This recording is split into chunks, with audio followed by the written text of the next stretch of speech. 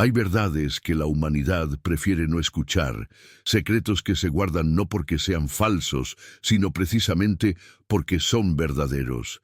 Y en la Ámsterdam del siglo XVII, un hombre de mirada penetrante y manos manchadas de polvo de lentes ópticas se atrevió a pronunciar lo impronunciable. Los profetas no vieron el futuro, vieron solamente el reflejo distorsionado de su propia imaginación. Porque esta afirmación sacudió los cimientos de 3 religiones milenarias. ¿Qué terror despierta en el corazón de las instituciones religiosas la idea de que la profecía no sea divina revelación, sino humana construcción?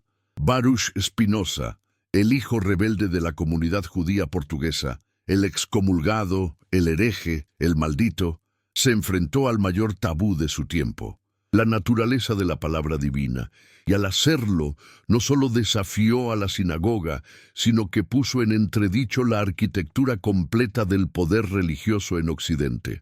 Desde donde quiera que estés mirando este relato, desde cualquier rincón del mundo en este preciso instante, te invito a que escribas en los comentarios tu ciudad, tu país, la hora que marca tu reloj ahora mismo, porque esta reflexión nos pertenece a todos, trasciende fronteras y usos horarios, es la herencia común de quienes se atreven a cuestionar lo que les han dicho que es incuestionable. La historia comienza en una Ámsterdam tolerante solo en apariencia, donde las aguas de los canales reflejaban la fachada de una libertad que tenía límites precisos y peligrosos. ¿Qué significa vivir en una sociedad que se proclama libre, pero que ejecuta a quienes piensan demasiado? ¿No será acaso la libertad más cruel aquella que te permite hablar solo para después castigarte por lo que has dicho? Spinoza nació en 1632, en el seno de una comunidad judía que había huido de las hogueras de la Inquisición ibérica.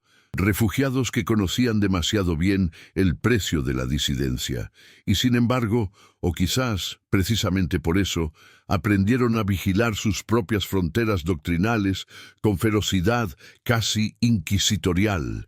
El joven Baruch recibió la educación tradicional en la Talmud Torá, estudió hebreo, arameo, los comentarios rabínicos, toda la tradición que sus ancestros habían preservado a través de persecuciones y exilios, pero algo en su mente inquieta no podía conformarse con las respuestas que le ofrecían. ¿Por qué aceptar que Moisés escribió el Pentateuco cuando las evidencias textuales sugieren múltiples autores? ¿Por qué creer que los milagros violan las leyes naturales cuando sería más razonable pensar que son esas mismas leyes actuando de formas que aún no comprendemos? ¿No será que el verdadero milagro no es la suspensión de la naturaleza, sino su perfecta coherencia? El Tractatus Theologico Politicus, que Spinoza publicó anónimamente en 1670, no era simplemente un libro de filosofía, era una bomba de relojería intelectual cuya onda expansiva todavía resuena en nuestros días. ¿Qué contenía ese texto para que fuera inmediatamente prohibido, quemado, denunciado desde todos los púlpitos de Europa? La respuesta es simple y aterradora: la verdad. Spinoza aplicó al texto bíblico el mismo método crítico que se aplicaba a cualquier texto antiguo. Lo estudió como un documento histórico producido por seres humanos en contextos específicos, para audiencias particulares, con propósitos políticos y morales que nada tenían de sobrenatural. ¿Cómo se atreve alguien a leer la Biblia como si fuera la Ilíada o las Crónicas de Tito Livio? ¿No es acaso blasfemia tratar la palabra de Dios como palabras de hombres? Pero Spinoza respondería con otra pregunta más incisiva. ¿No es acaso mayor blasfemia atribuir a Dios las contradicciones, las crueldades, las inconsistencias que cualquier lector honesto puede encontrar en esos textos si se atreve a leerlos sin los lentes deformantes de la fe obligatoria?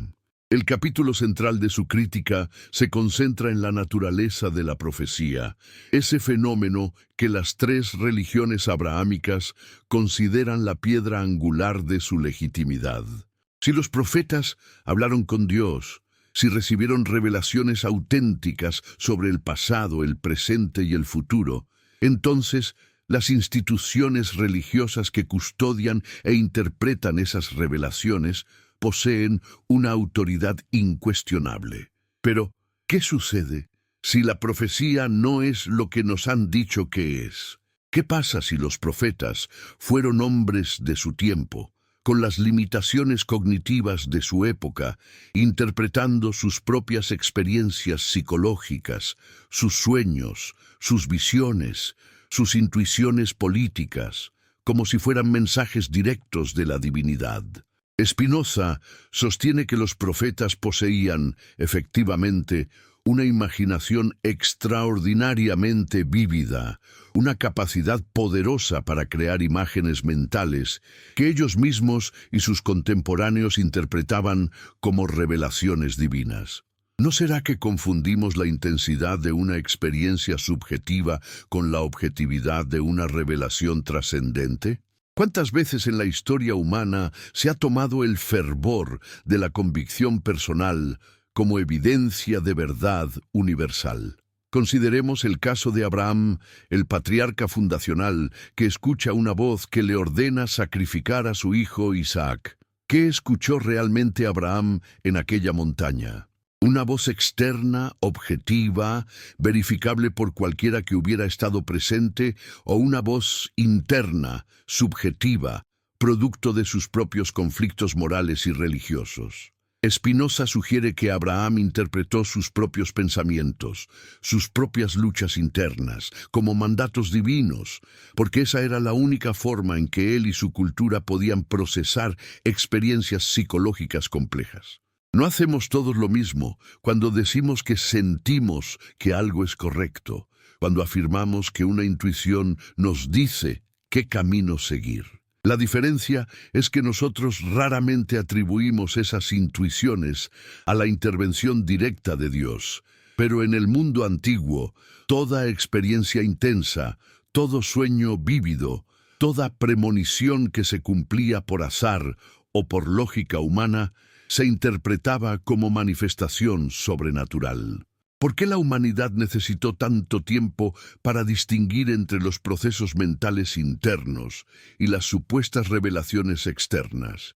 Los profetas hebreos como Isaías, Jeremías, Ezequiel, hablaban constantemente del futuro de Israel, de invasiones que vendrían, de exilios y retornos, de castigos y redenciones, y muchas de sus profecías efectivamente se cumplieron. Prueba esto que vieron el futuro con ojos sobrenaturales.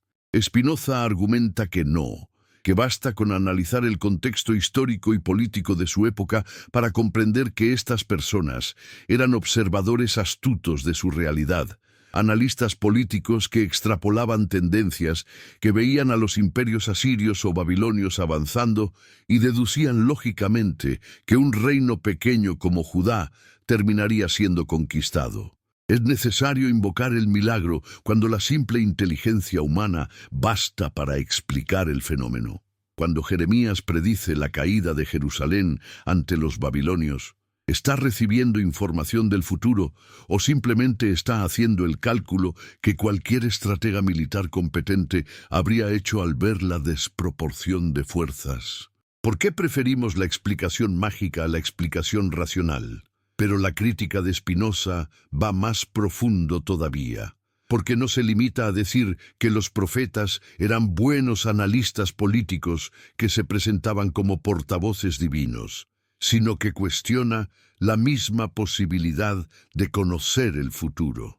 En su filosofía, que desarrollará plenamente en la ética, el universo es un sistema determinista donde cada evento es consecuencia necesaria de causas anteriores, donde Dios y la naturaleza son una sola y misma cosa, y donde las leyes naturales no admiten excepciones ni suspensiones. ¿Cómo podría alguien conocer el futuro en un universo así? Solo de dos maneras: o comprendiendo perfectamente la cadena causal que lleva de un evento presente a un evento futuro, lo cual requeriría un conocimiento completo de todas las causas operantes en el universo. conocimiento que ningún ser humano puede poseer, o recibiendo información de alguien que sí posea ese conocimiento completo, es decir, de Dios. Pero, ¿cómo podría Dios comunicar información específica sobre el futuro a un individuo particular sin violar sus propias leyes, sin crear una excepción en el orden natural que Él mismo es? ¿No sería contradictorio que el Deus sive natura de Spinoza, la sustancia infinita que existe necesariamente y actúa según su propia naturaleza, interviniera puntualmente en el mundo para susurrar secretos al oído de un profeta hebreo? Aquí radica el verdadero escándalo del pensamiento espinosista. No solo niega que los profetas vieran el futuro, sino que niega que Dios pueda o quiera comunicarse de esa manera, porque hacerlo implicaría que Dios es una entidad personal, caprichosa, que tiene favoritos, que interviene arbitrariamente en el curso de los acontecimientos. Y todo esto contradice la idea de una divinidad perfecta, infinita, que es idéntica al orden mismo del universo. ¿Por qué Dios necesitaría profetas si ya está presente en cada átomo de la realidad? ¿Por qué revelaría verdades específicas a individuos específicos cuando toda la naturaleza es una revelación continua, accesible a quien tenga ojos para ver y mente para comprender? ¿No será que la verdadera revelación no está en los textos antiguos, sino en el estudio riguroso de la naturaleza, en la ciencia, en la filosofía, en el uso libre de la razón? Compartir esta reflexión con alguien cercano, con un amigo o familiar que también se atreva a pensar por sí mismo, puede ser un acto de generosidad intelectual y espiritual, porque las ideas que desafían las certezas heredadas no deben permanecer en soledad, sino circular libremente, germinar en otras mentes, multiplicarse en el diálogo. Si esta narración te ha provocado, aunque sea una grieta en tus convicciones, si ha despertado una pregunta que antes dormía, considera enviarla a alguien que aprecias, con el deseo de que las bendiciones de la claridad mental y la honestidad intelectual lleguen también a su familia. La comunidad judía de Ámsterdam no tardó en reaccionar ante las herejías del joven Spinoza. En julio de 1656, cuando Baruch tenía apenas 23 años, los líderes de la sinagoga portuguesa pronunciaron contra él el más severo cherem, la excomunión más radical que los archivos de esa comunidad registran. El texto del herem es escalofriante en su furia y su detalle. Con el juicio de los ángeles y con el de los santos, excomulgamos, execramos, maldecimos y anatematizamos a Baruch de Spinoza. Maldito sea de día y maldito sea de noche, maldito sea cuando se acuesta y maldito sea cuando se levanta, maldito sea cuando sale y maldito sea cuando regresa, que el Señor no lo perdone. Que la ira y el furor del Señor se enciendan contra este hombre y traigan sobre él todas las maldiciones escritas en el libro de la ley. Que el Señor borre su nombre bajo el cielo. ¿Qué había dicho o hecho Spinoza para merecer tal condena?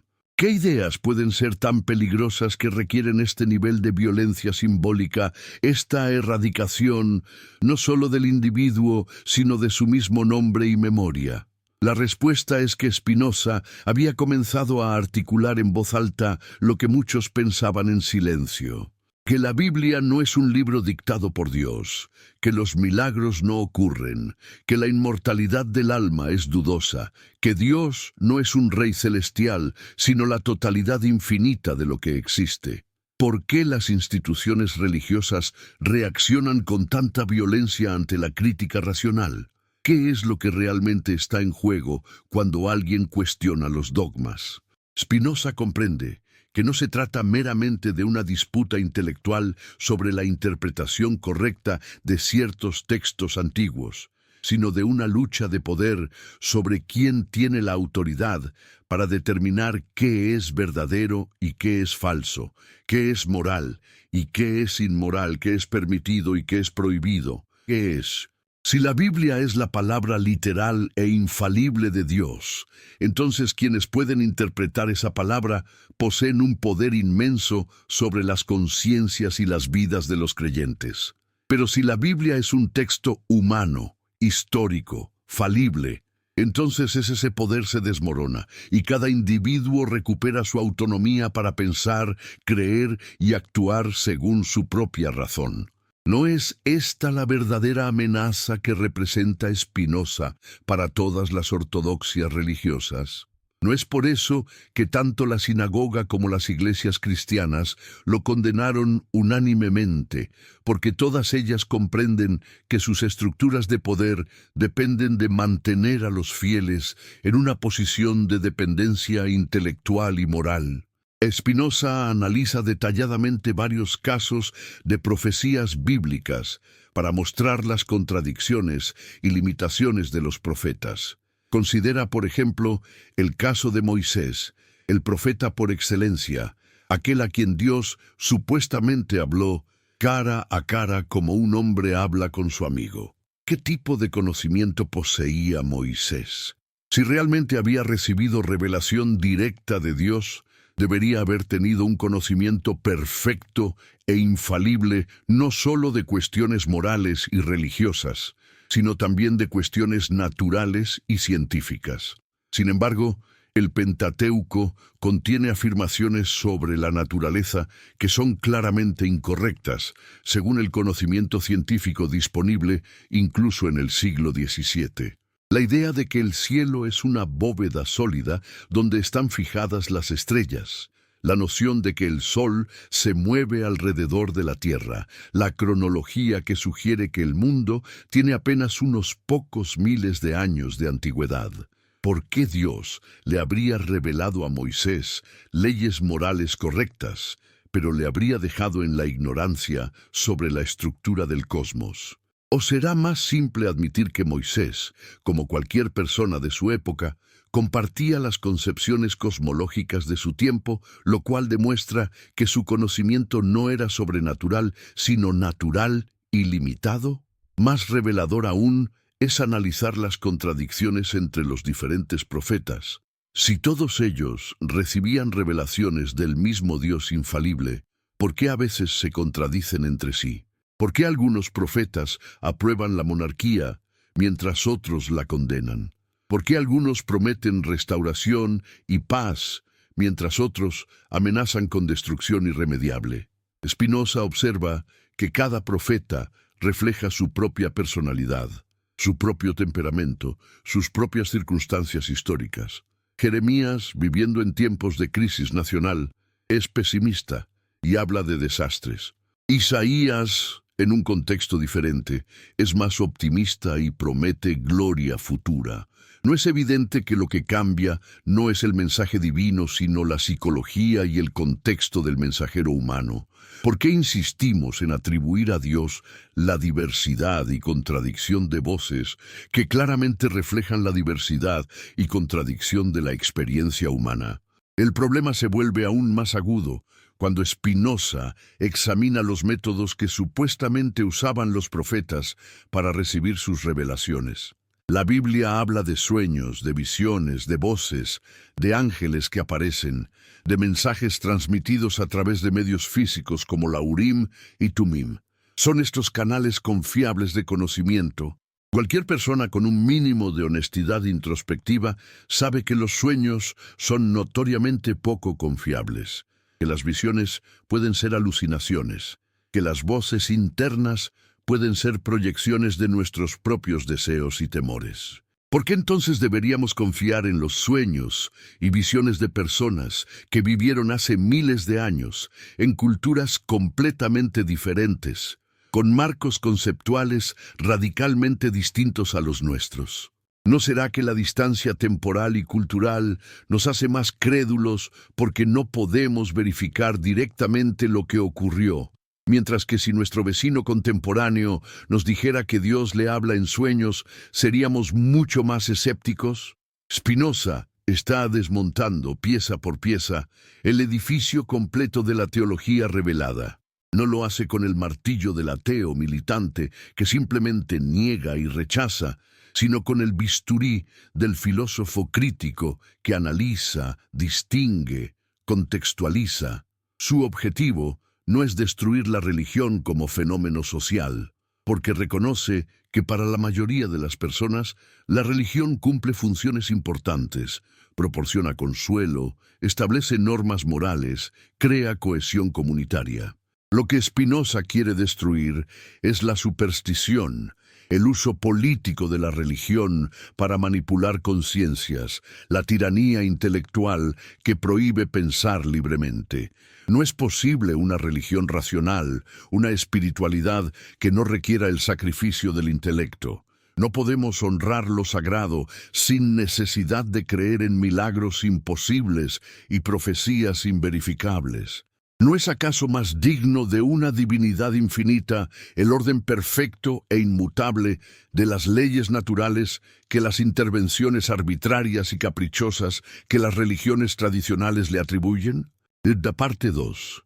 La crítica espinosista a la profecía no es un ejercicio académico desapasionado, es un acto de guerra intelectual contra todas las formas de autoridad que se fundamentan en revelaciones supuestamente divinas. ¿Por qué en pleno siglo XXI millones de personas todavía basan sus creencias éticas, sus decisiones políticas, sus actitudes hacia el conocimiento científico, en textos escritos hace 2 o 3 milenios por personas que creían que la Tierra era plana y que las enfermedades eran causadas por demonios? ¿No es hora de que la humanidad madure y deje atrás estas muletas cognitivas? Pero Spinoza sabía que no basta con señalar la irracionalidad de las creencias heredadas, que es necesario comprender por qué persisten con tanta tenacidad, qué funciones psicológicas y sociales cumplen, qué miedos tapan, qué necesidades insatisfechas intentan llenar. El miedo es, según Spinoza, la verdadera raíz de la religión supersticiosa.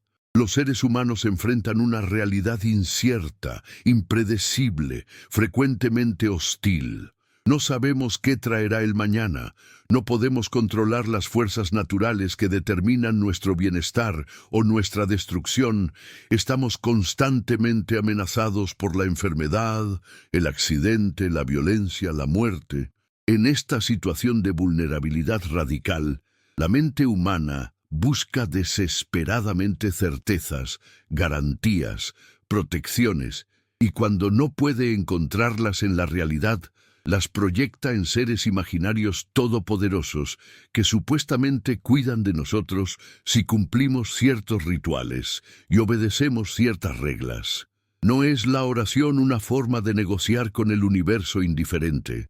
¿No son los sacrificios rituales, intentos mágicos de comprar la benevolencia de fuerzas incomprensibles? ¿No es la profecía una forma de pretender que alguien en algún lugar conoce el futuro y puede compartir ese conocimiento con nosotros, alivianando así la angustia de la incertidumbre? Pero aquí entra el elemento político que Spinoza considera aún más peligroso que la superstición individual. Las instituciones religiosas han aprendido a explotar este miedo para mantener su poder sobre las masas. Si puedes convencer a las personas de que solo tú tienes acceso a la verdad divina, que solo tú puedes interpretar correctamente las escrituras sagradas, que solo a través de tu mediación pueden salvarse del castigo eterno, entonces controlas no solo sus mentes, sino también sus bolsillos y sus votos. ¿Por qué las iglesias medievales insistían en que las personas comunes no debían leer la Biblia en su propia lengua? ¿Por qué la traducción de las escrituras al vernáculo fue considerada herejía?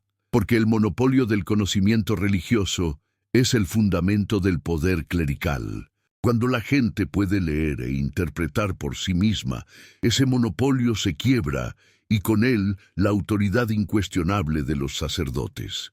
¿No fue precisamente esta democratización del acceso al texto bíblico uno de los motores de la Reforma protestante? Y no ha sido precisamente el acceso universal a la educación y a la información uno de los motores de la secularización moderna. Spinoza vivió en una época de guerras religiosas que habían desgarrado a Europa durante más de un siglo. La Reforma había fragmentado la cristiandad. Católicos y protestantes se masacraban mutuamente, invocando cada uno al mismo Dios y citando la misma Biblia. ¿Cómo era posible que personas que supuestamente seguían revelaciones divinas llegaran a conclusiones tan radicalmente opuestas que estaban dispuestas a matarse por ellas? Para Spinoza, la respuesta era obvia. Porque no seguían revelaciones divinas, sino interpretaciones humanas, y las interpretaciones humanas están siempre influenciadas por intereses políticos, económicos, culturales, psicológicos.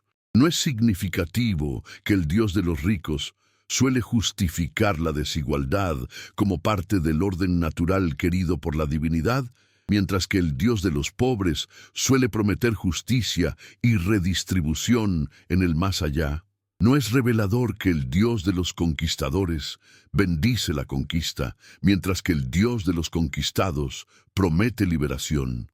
¿No estamos todos proyectando nuestros propios deseos, resentimientos, aspiraciones en la pantalla vacía de una divinidad que, si existe, permanece significativamente silenciosa? La estrategia de Spinoza en el Tratado Teológico Político es brillante. Acepta, para fines argumentativos, que los profetas existieron y que tuvieron experiencias genuinas, pero las reinterpreta de manera naturalista. Sí, Moisés tuvo experiencias extraordinarias en el monte Sinaí, pero fueron experiencias psicológicas intensas que él interpretó según el marco cultural disponible en su época.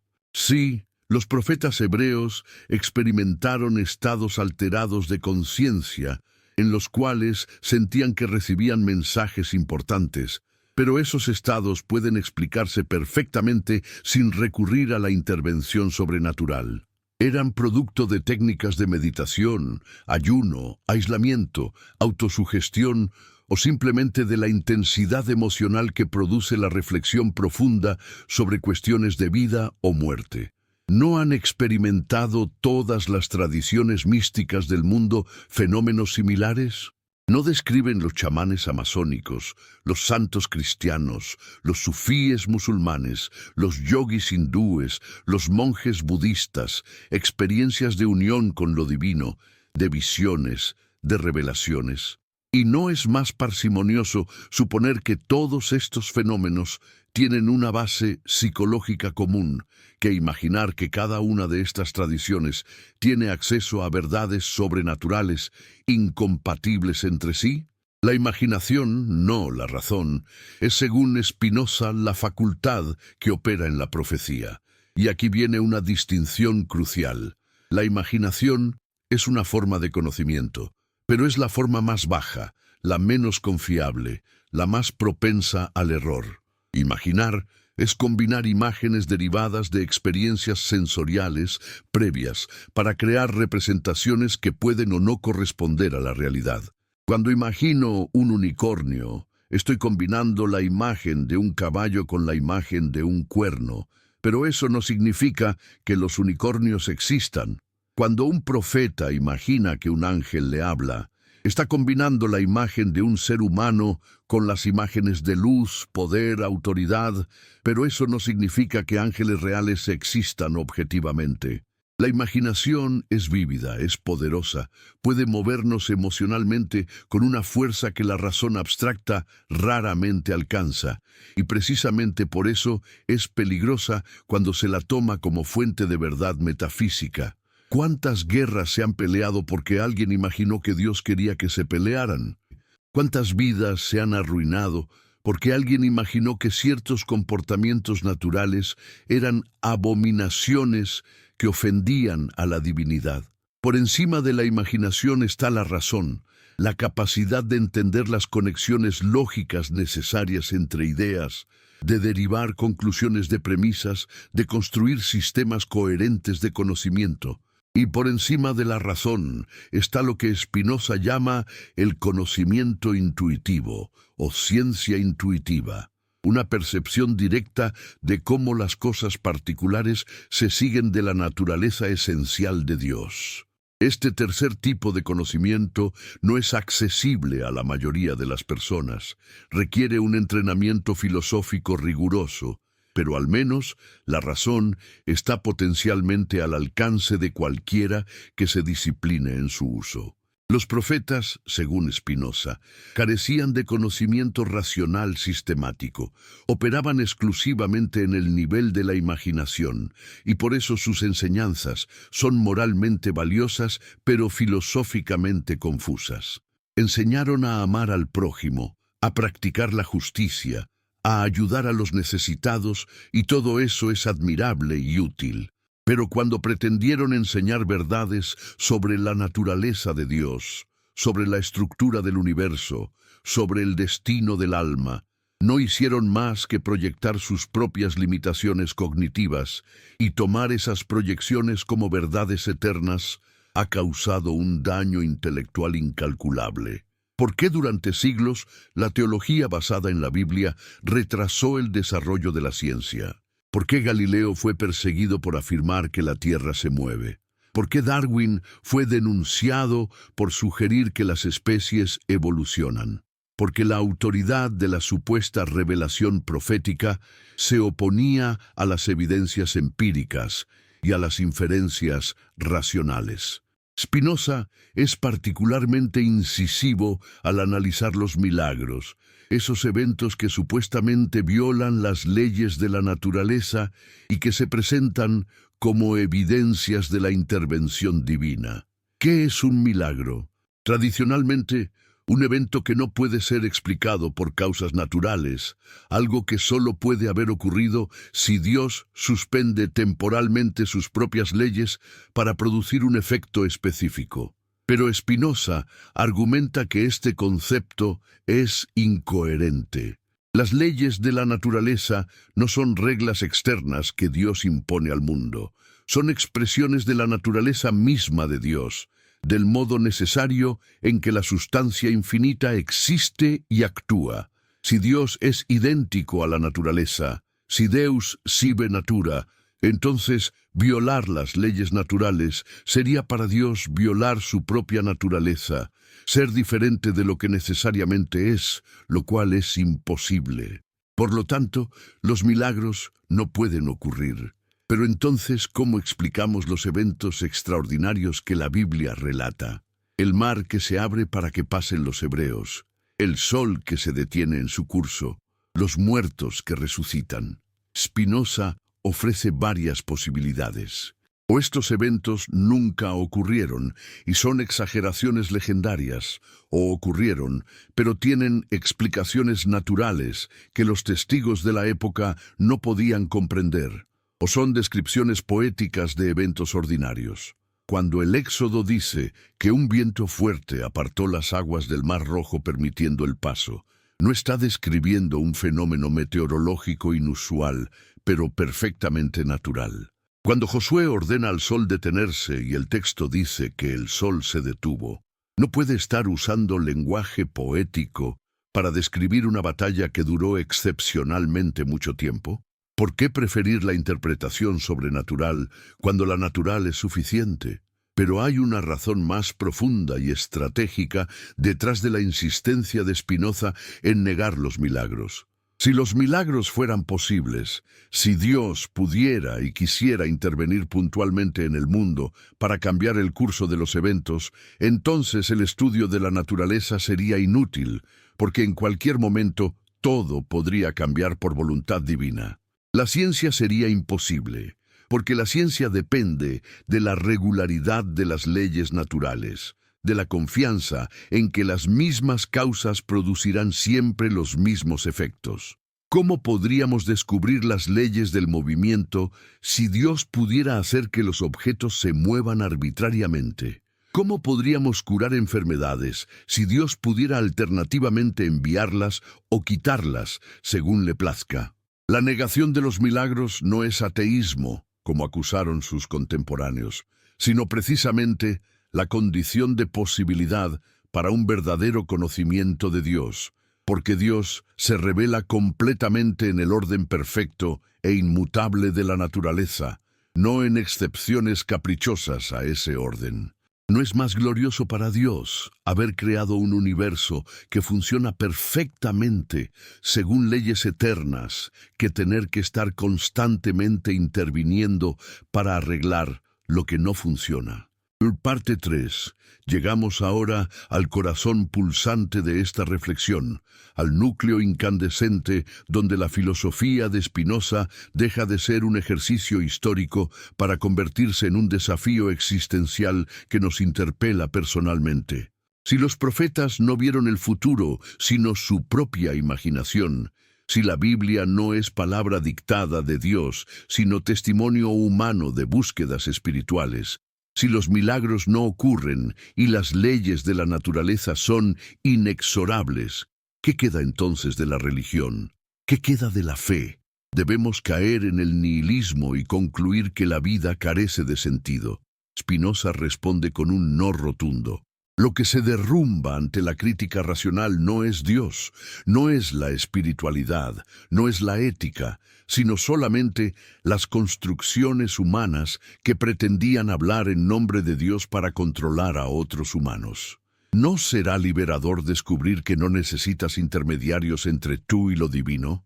¿No será un alivio comprender que no hay un Dios caprichoso que te vigila esperando castigarte por tus errores, sino un orden natural perfecto del cual formas parte?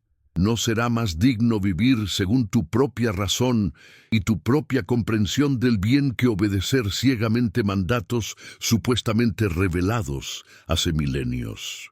La verdadera religión, según Spinoza, no consiste en creer ciertas proposiciones sobre la naturaleza de Dios o sobre eventos históricos supuestamente milagrosos, sino en vivir moralmente, en practicar la justicia y la caridad. Puedes creer lo que quieras sobre si Moisés habló con Dios o si Jesús resucitó de entre los muertos. Esas creencias son filosóficamente irrelevantes. Lo que importa es cómo tratas a los demás, si eres honesto, si ayudas a quienes sufren, si contribuyes a la paz y la justicia en tu comunidad. ¿No es irónico que las religiones que más insisten en la ortodoxia doctrinal sean frecuentemente las menos caritativas? ¿No es extraño que personas que afirman creer en un Dios de amor puedan ser tan crueles con quienes piensan diferente? Spinoza está proponiendo una inversión radical de prioridades. En lugar de poner la creencia correcta en el centro y derivar de ella la acción moral, pongamos la acción moral en el centro y dejemos que cada quien crea lo que su razón le permita creer. ¿No es acaso una sociedad más justa, aquella donde conviven personas con creencias diversas, pero todas comprometidas con principios éticos comunes, que aquella donde todos profesan la misma fe, pero se traicionan constantemente? La libertad de pensamiento, la libertad de filosofar, la libertad de cuestionar incluso las verdades más sagradas, no es para Spinoza un lujo opcional o un derecho secundario, sino el fundamento mismo de cualquier sociedad genuinamente civilizada. Un Estado que prohíbe pensar libremente, que persigue la herejía, que quema libros y excomulga filósofos, no solo comete una injusticia contra los individuos perseguidos, sino que se condena a sí mismo al estancamiento intelectual y moral. ¿Cómo puede una sociedad progresar si las mentes más brillantes deben autocensurarse por miedo a la persecución? ¿Cómo pueden descubrirse nuevas verdades si las viejas verdades están protegidas por leyes que prohíben cuestionarlas?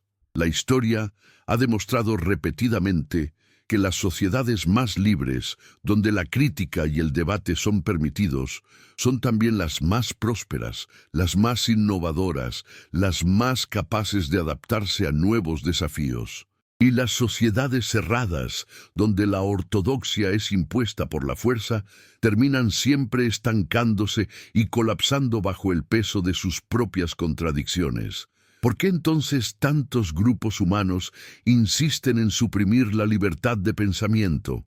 Porque quienes ostentan el poder temen perderlo, porque quienes se benefician del statu quo temen el cambio, porque es más fácil controlar una población ignorante y temerosa que una población educada y crítica. Pero la crítica espinosista a la profecía tiene implicaciones que van más allá de la política y la religión, tocan la médula de la epistemología, de nuestra teoría del conocimiento. ¿Cómo sabemos lo que sabemos? ¿En qué debemos basar nuestras creencias? Spinoza propone una respuesta clara: en la razón y en la experiencia, no en la autoridad y la tradición. Si una afirmación sobre el mundo puede ser verificada mediante la observación y el razonamiento, entonces puede ser aceptada provisionalmente como verdadera. Si no puede ser verificada, si contradice lo que sabemos por experiencia o por deducción lógica, entonces debe ser rechazada o al menos suspendida hasta que nuevas evidencias estén disponibles. Este principio, que parece obvio para la mentalidad científica moderna, era revolucionario en el siglo XVII y sigue siendo resistido por muchos en el siglo XXI. ¿Por qué es tan difícil para tantas personas aceptar que no sabemos todo, que muchas de nuestras creencias heredadas pueden ser falsas, que es intelectualmente honesto decir «no sé», en lugar de aferrarse a respuestas infundadas solo porque nos dan la ilusión de certeza? El legado de Spinoza es ambiguo y contestado. Durante mucho tiempo fue considerado el archiateo, el destructor de la religión, el enemigo de toda espiritualidad. Todavía en el siglo XIX, mencionar su nombre en ciertos círculos equivalía a proclamarse enemigo de Dios y de la moral. Pero paulatinamente, pensadores más sutiles comenzaron a reconocer que Spinoza no era un destructor, sino un purificador, que su crítica no aniquilaba lo sagrado, sino que lo liberaba de las supersticiones que lo deformaban. Einstein, cuando le preguntaron si creía en Dios, respondió que creía en el Dios de Spinoza, el Dios que se revela en la armonía de las leyes naturales, no en el Dios personal que se preocupa por las acciones individuales de los humanos. No es significativo que uno de los científicos más grandes de la historia encontrara compatible su ciencia con una forma de espiritualidad espinosista. ¿No sugiere esto que la supuesta incompatibilidad entre ciencia y religión es en realidad una incompatibilidad entre ciencia y superstición? Los profetas no vieron el futuro, porque el futuro no puede verse. No es un objeto que exista ahí afuera esperando ser percibido, sino el conjunto de posibilidades que se actualizarán o no dependiendo de causas que están operando ahora mismo.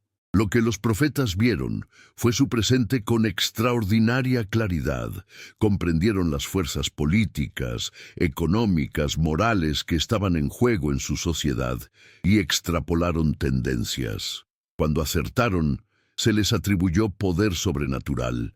Cuando se equivocaron, sus errores fueron olvidados o reinterpretados. Esta es la mecánica de la profecía retrospectiva. Recordamos los aciertos y borramos los fallos.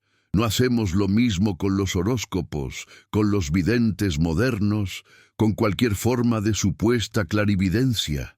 ¿No es la profecía exitosa simplemente el resultado de predicciones lo suficientemente vagas como para que puedan ajustarse a múltiples resultados, combinado con nuestra tendencia a recordar lo que confirma nuestras creencias y olvidar lo que las contradice? Pero conceder que los profetas no vieron el futuro sobrenatural no implica despreciarlos.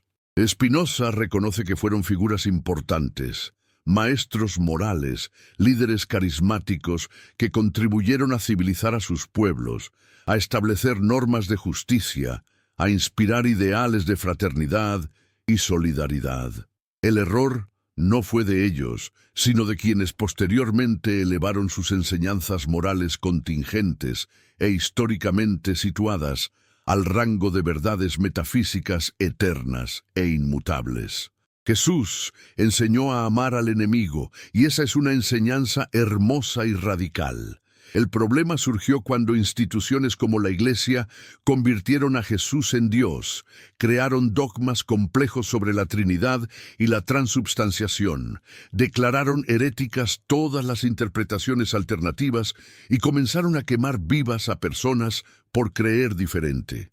¿No sería más fiel al Espíritu de Jesús mantener su enseñanza ética central y dejar caer toda la parafernalia teológica que se le adhirió posteriormente? ¿No podríamos todos, creyentes y no creyentes, agnósticos y ateos, concordar en que la compasión es valiosa sin necesidad de ponernos de acuerdo sobre si el predicador que la enseñó era o no divino? La verdad, esa verdad que Spinoza buscó apasionadamente toda su vida, no puede ser enterrada para siempre. Puedes quemar libros, puedes excomulgar filósofos, puedes prohibir enseñanzas, puedes amenazar con el infierno a quienes piensen libremente, pero la verdad tiene una cualidad obstinada, reaparece una y otra vez, en diferentes épocas y lugares, formulada por diferentes voces, pero esencialmente la misma. ¿Por qué? Porque la verdad no es una construcción arbitraria, es la adecuación de nuestras ideas con la realidad, y la realidad no desaparece porque la neguemos. Puedes obligar a Galileo a retractarse públicamente de su afirmación de que la Tierra se mueve, pero eso no detiene el movimiento de la Tierra. Puedes prohibir la enseñanza de la evolución en ciertas escuelas, pero eso no detiene la evolución de las especies. Puedes excomulgar a Spinoza y maldecir su nombre, pero eso no invalida su argumento de que los profetas operaban mediante la imaginación y no mediante conocimiento sobrenatural. Vivimos en una época de resurgimiento paradójico de la superstición junto con el avance de la ciencia. Mientras la tecnología progresa exponencialmente, millones de personas siguen consultando horóscopos, creyendo en teorías conspirativas absurdas, confiando en profetas modernos que prometen revelar el futuro o comunicarse con los muertos. ¿Qué diría Spinoza sobre nuestra época? Probablemente lo mismo que dijo sobre la suya, que el miedo y la ignorancia son los dos grandes enemigos de la razón, y que mientras no eduquemos a las personas para pensar críticamente, para evaluar evidencias, para distinguir entre lo probable y lo improbable, seguirán siendo víctimas de charlatanes que explotan su vulnerabilidad. No es asombroso que en pleno siglo XXI, con todo el conocimiento acumulado de la humanidad accesible en nuestros bolsillos a través de los teléfonos, todavía haya movimientos masivos que niegan hechos científicos básicos como el cambio climático o la efectividad de las vacunas. ¿No demuestra esto que la batalla de Spinoza está lejos de haber sido ganada, que la razón sigue siendo una planta frágil que debe ser cultivada constantemente contra las malezas vigorosas de la superstición y el pensamiento mágico? El acto mismo de atreverse a pensar por uno mismo, de cuestionar las autoridades, de examinar críticamente las creencias heredadas, es un acto de valentía y de amor propio. Spinoza pagó un precio terrible por su honestidad intelectual. Fue expulsado de su comunidad. Vivió en relativa pobreza, puliendo lentes. Nunca ocupó una posición académica prestigiosa. Murió joven, probablemente, por los efectos del polvo de vidrio en sus pulmones, y sus obras permanecieron prohibidas mucho tiempo después de su muerte. Pero vivió y murió libre, sin haber traicionado su razón, sin haber fingido creer lo que no creía, sin haber doblado la rodilla ante ninguna autoridad que no fuera la verdad misma. ¿No es esa una vida bien vivida? ¿No preferirías vivir un solo día en la verdad, aunque sea incómoda, que toda una vida en la comodidad de las mentiras compartidas? ¿Qué elegirías?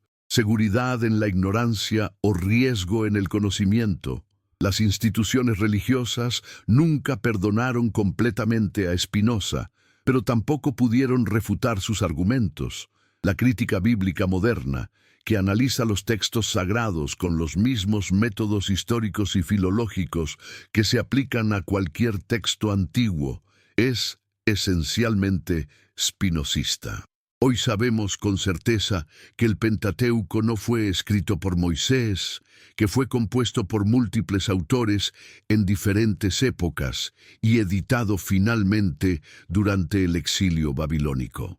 Sabemos que los evangelios no fueron escritos por testigos oculares de la vida de Jesús, sino por comunidades cristianas décadas después de su muerte. Sabemos que muchos milagros narrados en las Escrituras tienen paralelos casi idénticos en mitologías de otras culturas, lo que sugiere que son motivos literarios comunes más que relatos de hechos históricos. Todo esto es conocimiento académico estándar, enseñado en seminarios teológicos, incluso dentro de las iglesias, pero raramente llega a las congregaciones ordinarias. ¿Por qué este conocimiento se mantiene relativamente oculto? Temen las instituciones religiosas que si sus fieles supieran lo que realmente sabemos sobre los textos sagrados, perderían su fe. Y no demuestra ese miedo precisamente que su fe está construida sobre fundamentos endebles, que depende de mantener a las personas en la ignorancia. La imaginación de los profetas produjo algo hermoso y algo terrible. Hermoso, visiones de justicia, sueños de paz, anhelos de fraternidad universal. Terrible, justificaciones para guerras santas, legitimaciones de jerarquías opresivas, condenas de la sexualidad y el placer, promoción del sacrificio y el sufrimiento como ideales. Si aprendemos a distinguir entre estos dos aspectos, si tomamos lo valioso y dejamos lo nocivo, los profetas pueden todavía enseñarnos algo, pero solo si dejamos de tratarlos como oráculos infalibles y comenzamos a verlos como lo que fueron. Seres humanos con intuiciones morales agudas, psicologías complejas, imaginaciones poderosas, pero también con prejuicios de su época, limitaciones cognitivas y agendas políticas. ¿Es esto irreverente?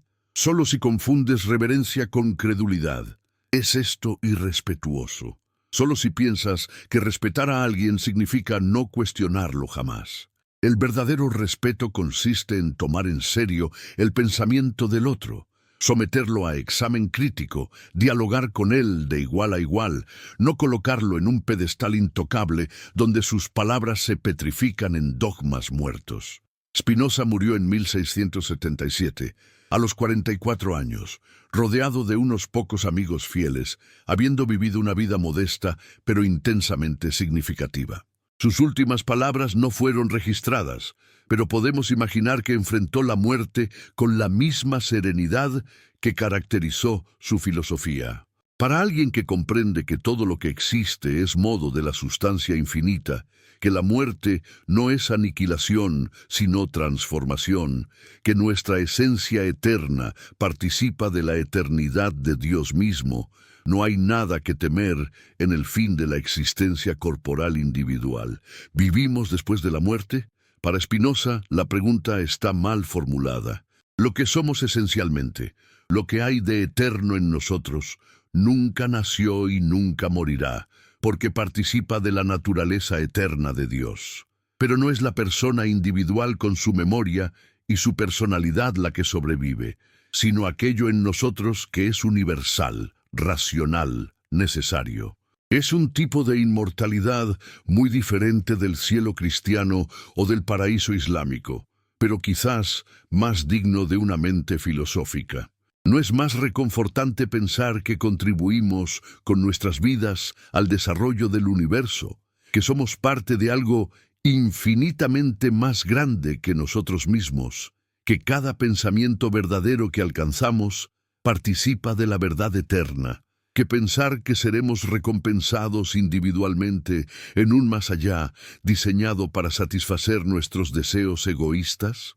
Los profetas no vieron el futuro, pero Spinoza sí lo vislumbró, no mediante revelación sobrenatural, sino mediante comprensión racional de las tendencias de su tiempo. Previó el triunfo eventual de la razón sobre la superstición, de la democracia sobre la teocracia, de la libertad sobre la tiranía. No vivió para ver cumplirse completamente su visión, pero preparó el terreno intelectual para las revoluciones políticas e intelectuales que vendrían después. La Ilustración, las revoluciones democráticas, la separación de Iglesia y Estado, los derechos humanos, la ciencia moderna libre de cortapisas teológicas, todo esto tiene raíces spinozistas. No es irónico que el hereje excomulgado, el ateo maldito, el destructor de la religión, resulte ser uno de los fundadores del mundo moderno que la mayoría de nosotros habitamos sin darnos cuenta de a quién se lo debemos. La verdad sobre la profecía que Spinoza develó es simple pero subversiva. Los profetas fueron personas imaginativas que interpretaron sus propias experiencias psicológicas como revelaciones divinas, y las instituciones religiosas que se construyeron sobre la supuesta infalibilidad de esas revelaciones explotan el miedo humano para mantener su poder. Esta verdad fue peligrosa en el siglo XVII y sigue siendo peligrosa ahora.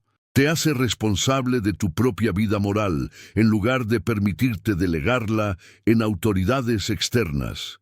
Te obliga a pensar por ti mismo en lugar de aceptar pasivamente lo que te dicen que pienses. Te sitúa frente al abismo de la libertad y la incertidumbre en lugar de ofrecerte el consuelo de las certezas heredadas. ¿Estás dispuesto a pagar ese precio? ¿O prefieres la seguridad de las cadenas conocidas sobre el riesgo de la libertad desconocida? Estas son preguntas que solo tú puedes responder.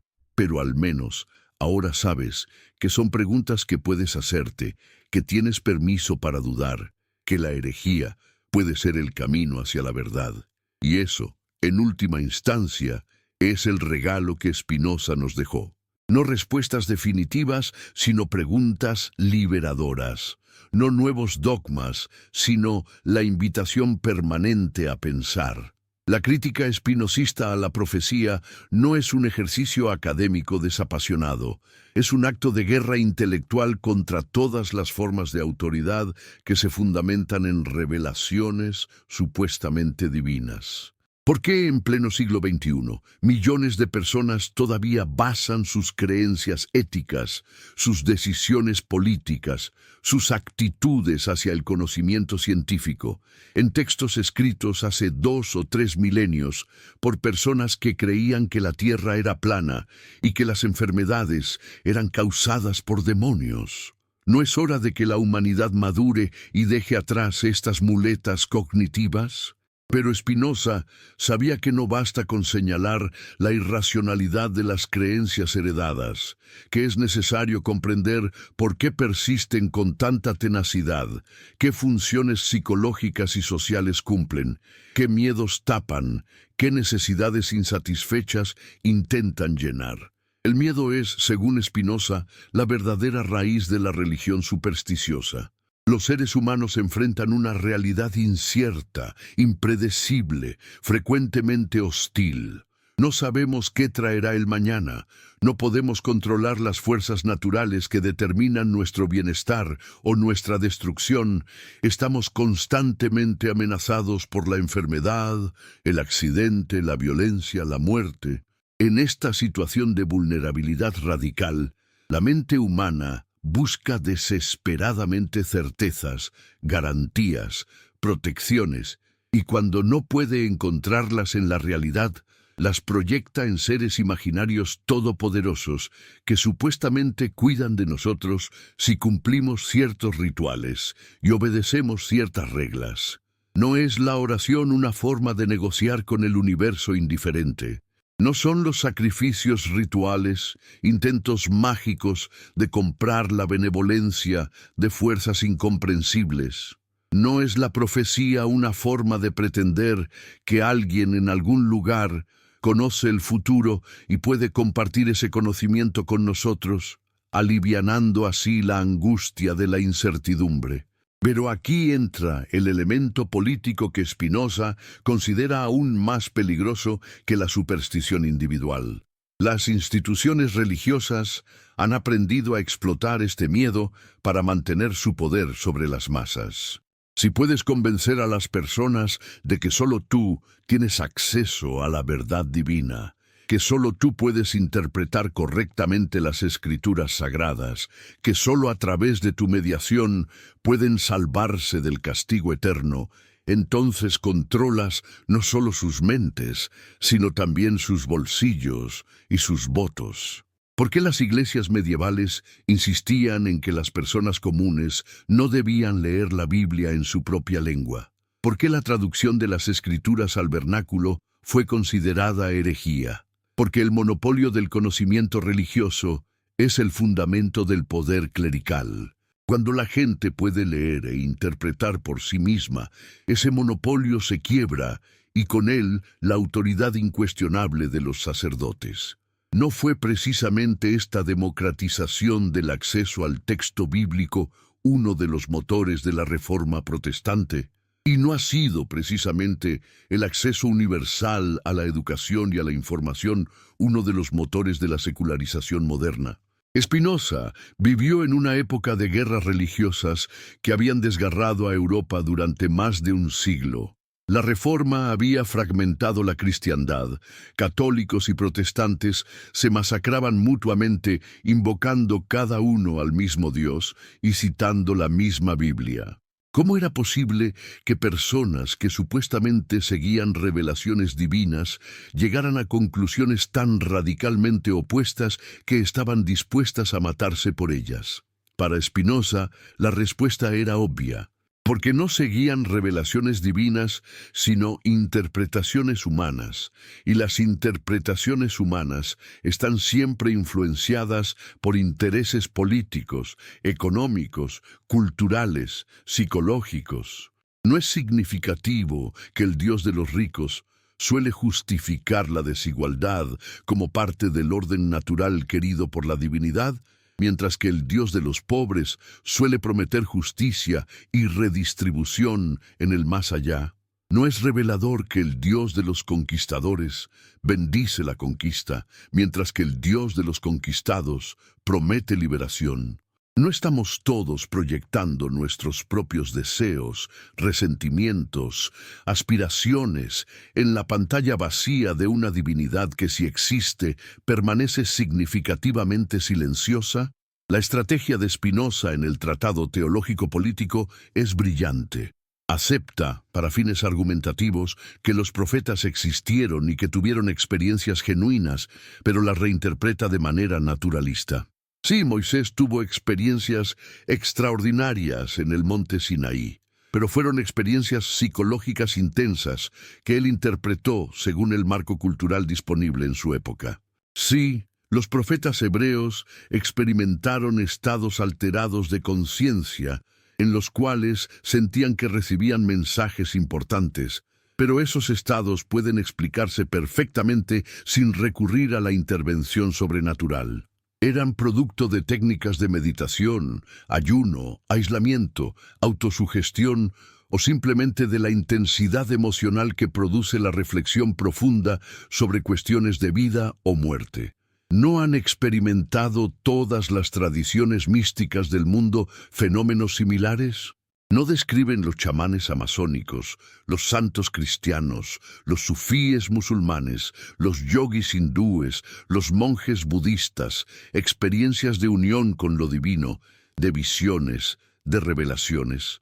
¿Y no es más parsimonioso suponer que todos estos fenómenos tienen una base psicológica común que imaginar que cada una de estas tradiciones tiene acceso a verdades sobrenaturales incompatibles entre sí?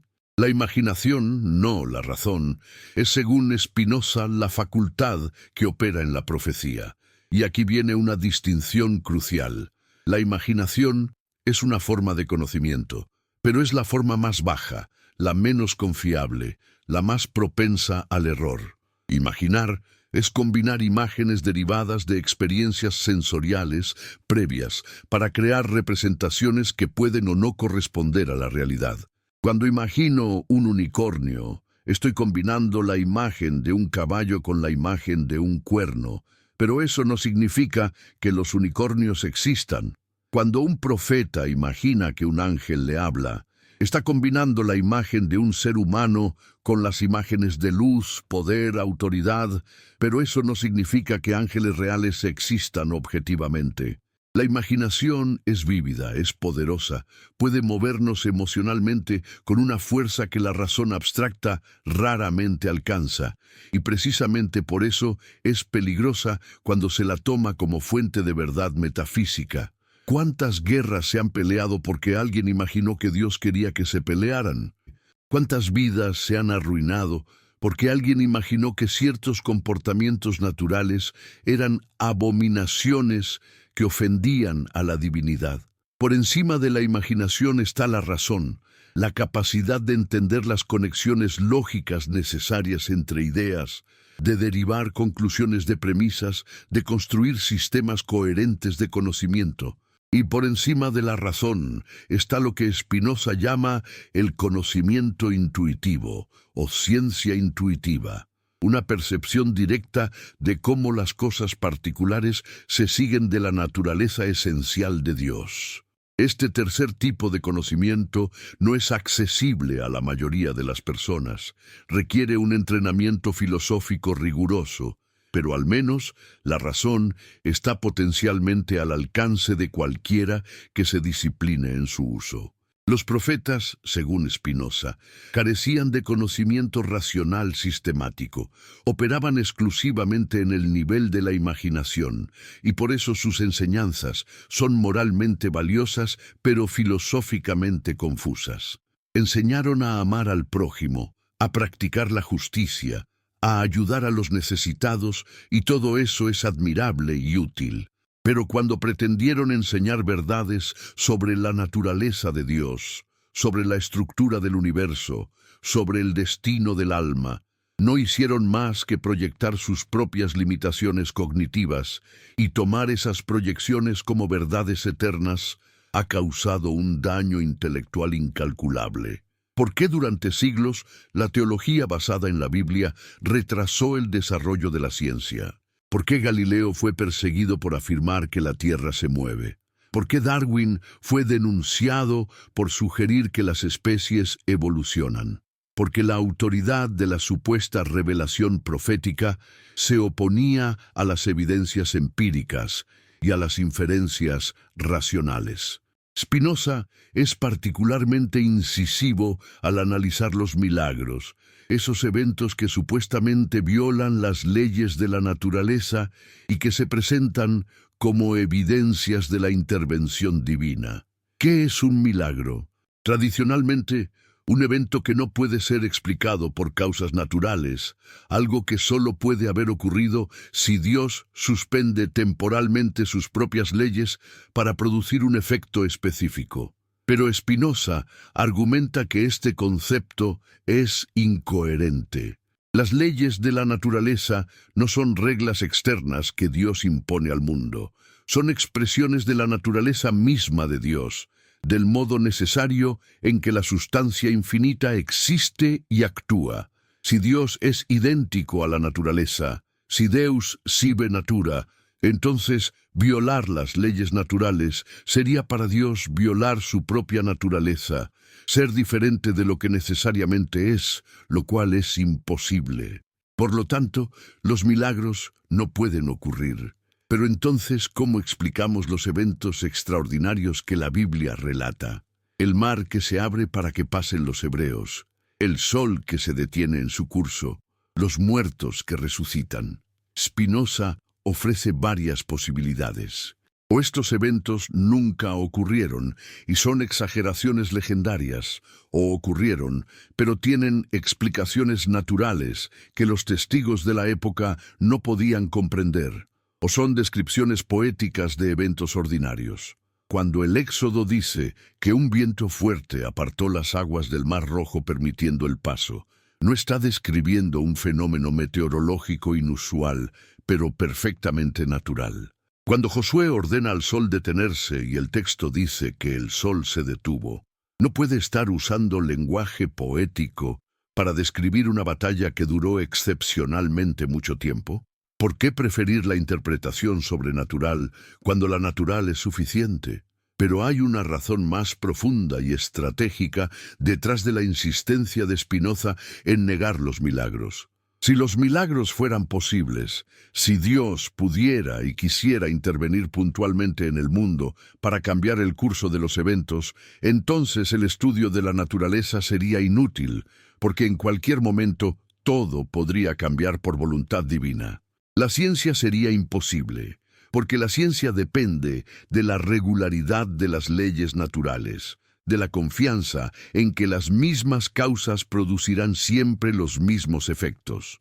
¿Cómo podríamos descubrir las leyes del movimiento si Dios pudiera hacer que los objetos se muevan arbitrariamente? ¿Cómo podríamos curar enfermedades si Dios pudiera alternativamente enviarlas o quitarlas según le plazca? La negación de los milagros no es ateísmo, como acusaron sus contemporáneos, sino precisamente la condición de posibilidad para un verdadero conocimiento de Dios, porque Dios se revela completamente en el orden perfecto e inmutable de la naturaleza, no en excepciones caprichosas a ese orden. ¿No es más glorioso para Dios haber creado un universo que funciona perfectamente según leyes eternas que tener que estar constantemente interviniendo para arreglar lo que no funciona?